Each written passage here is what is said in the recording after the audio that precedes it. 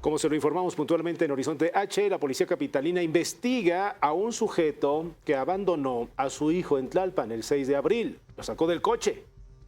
De acuerdo con el padre del menor, se trató de un juego. Vamos a revisar las imágenes, por supuesto, si es que usted no vio el caso, pero causó una indignación muy importante. Este es el momento en el que el sujeto saca a la fuerza, a empujones, al pequeño, lo que provoca que se caiga y el niño inmediatamente, su reacción fue pues ir directamente hacia el padre. Obviamente, esto ocurrió en esta misma semana y fue sujeto de conversación. Y por eso hacemos contacto con Tania Ramírez. Ella es directora de la Red por los Derechos de la Infancia en México, Redim. Tania, muchas gracias por aceptar la comunicación de Horizonte H. ¿Cómo estás, Héctor? Muy buen día. Caray, ¿qué dice el Redim sobre este tipo de casos, este hecho en particular, Tania?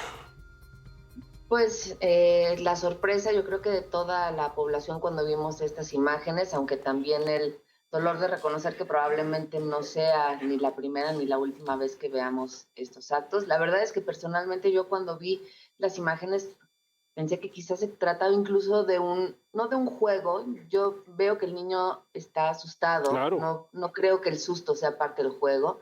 Entiendo que el papá está diciendo esto para un poco aligerar alguna posible pena, pero lo que sí vi es quizá una práctica de castigo, de educación, pues sí, violenta, no respetuosa, crianza no positiva, que probablemente muchos padres y madres de familia cometen, ¿no? Ahí, más allá de pensar, como yo creo que muchos pensaron, cuál sería el castigo para el papá, lo que hay que enfocar, en nuestra opinión, es cuáles son los derechos de los niños y de las niñas en este caso, ¿no? Y en ese sentido, creo que es importante que la población recuerde o sepa que existe una ley que les protege, que les reconoce como titulares de derechos, que es la Ley General de Derechos de Niñas, Niños, Adolescentes, y que en sus artículos 22, 24, reconoce la posibilidad del abandono únicamente excusable cuando una persona tiene que irse por trabajar en un lugar lejano,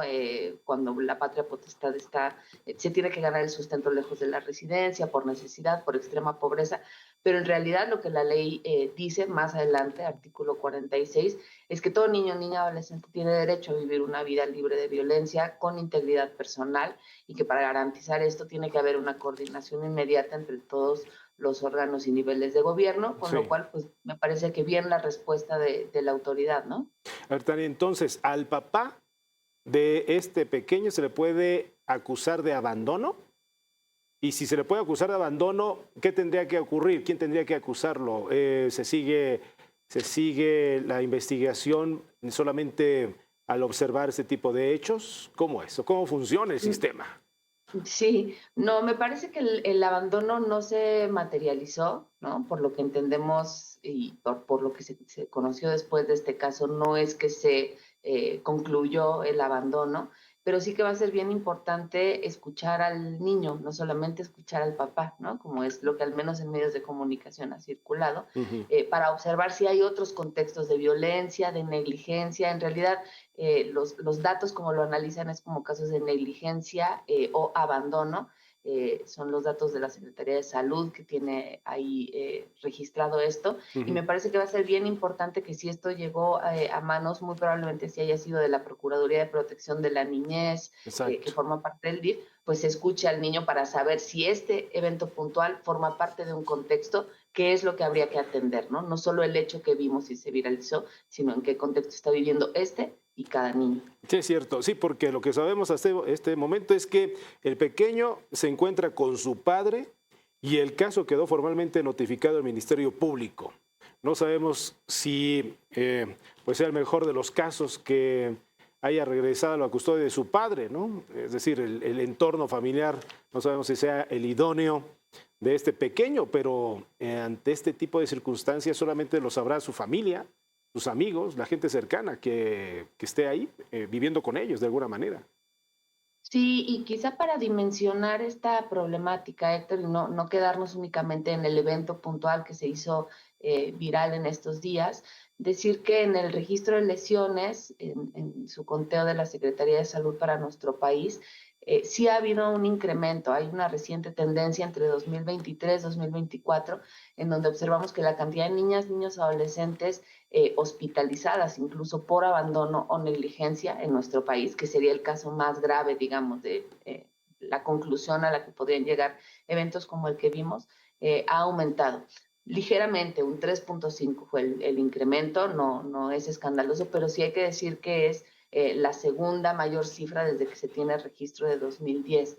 Entonces, esto nos puede estar hablando de una mayor conciencia, de una mayor capacidad de denuncia por parte de la ciudadanía, o de que efectivamente existe un conflicto en las habilidades de parentalidad, de maternar, de las personas que estamos al cuidado de niñas, niños, adolescentes. Y ahí es importante observar no solo cuál es el contexto, sino cuál es la capacidad instalada de nuestra sociedad y de nuestro sistema y de nuestro Estado para que esas capacidades estén ahí. Es decir, nos equivocaríamos si decimos que esto es únicamente culpa de un padre negligente, que si se determina así, pues así será, sino cuál es ese contexto de violencia, por qué los padres están creciendo sin habilidades de resolver sus conflictos de otra manera, por qué no tienen herramientas para resolver un berrinche con otro tipo de estrategias que no sea decirle al niño te voy a dejar en la calle, que es lo que yo imaginé al ver las imágenes.